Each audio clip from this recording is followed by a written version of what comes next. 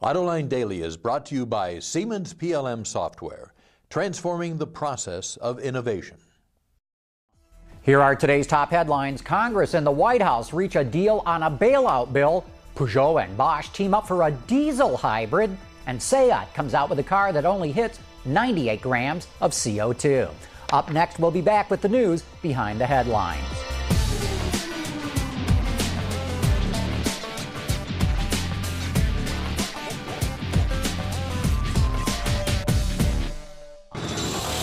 This is Autoline Daily for Wednesday, December 10, 2008, and now the news.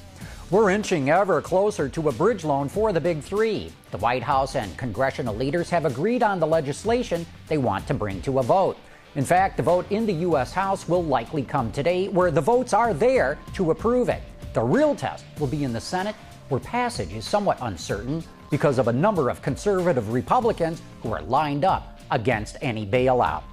Next step is to choose a CZAR to oversee the government's restructuring of the industry.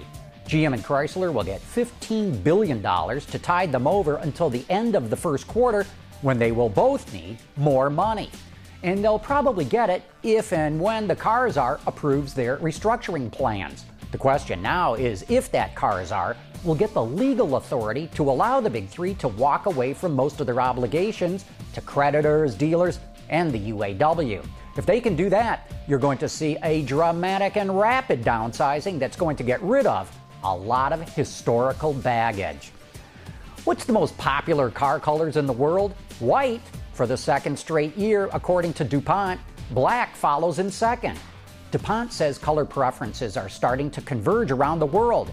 Colors like white, black, and silver are still in the lead, but colors like blue and red are on the rise across the globe. PSA and Bosch are teaming up to develop diesel hybrids. Bosch will supply PSA, that's the parent company of Peugeot and Citroën, with electric motors and power electronics for PSA's four-wheel drive diesel hybrid, which is targeted to hit the market in 2011.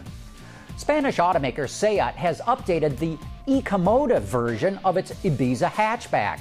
WardsAuto.com reports the car is powered by an 80-horsepower diesel engine that's been specially tuned for better efficiency. They also cut the weight and tweaked the aerodynamics, and all that work paid off. The IBIZA ecomotive only releases 98 grams of CO2 per kilometer. GM Vice Chairman Bob Lutz is spouting off again, but politicians better listen to what he's saying. He points out a big flaw in the auto bailout package in an email towards Auto World. He writes that the green cars the Fed wants the Big Three to build will be practically unsellable with gas at only $1.50 or $2 a gallon. If automakers build a bunch of small cars that nobody buys, they're going to lose a fortune because they'll practically have to give them away. And that's not going to solve any of the industry's problems. Coming up next, it's time for You Said It. Siemens, transforming the process of innovation. And now it's time for some of your feedback. We get a lot of letters and comments from you every week that we post on our website, and I've taken the time to highlight a couple of them. Stan Doan wrote in to say, John, you said last year that oil would be $25 a barrel in the future. I thought you were nuts, but it looks like you're going to be right. How'd you know? Well, Stan, actually, 2.5 years ago, I said oil would hit $30 a barrel again.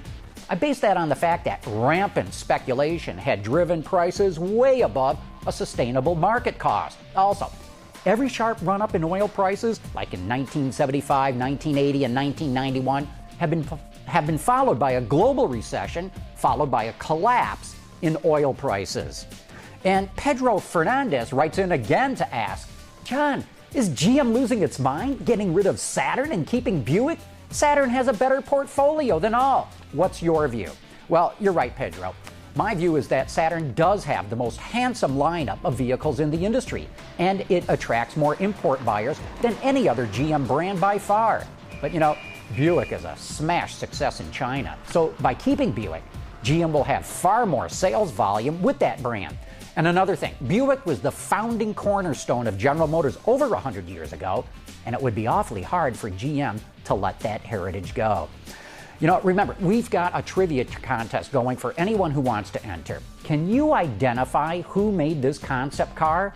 I know it's a tough one, but if you think you can come up with an answer, drop us a line and we'll pick a name at random from everyone who enters. The winners will get some nice Autoline items and we'll announce the winner here on Friday. Anyway, that's it for today's show. Thanks for watching. We'll see you tomorrow.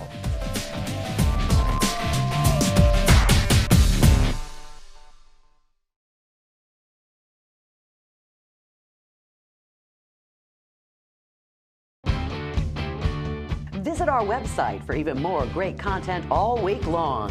Autoline Extra, Dawn's Journal, podcasts, and even more. So click over and get the inside view at AutolineDetroit.tv.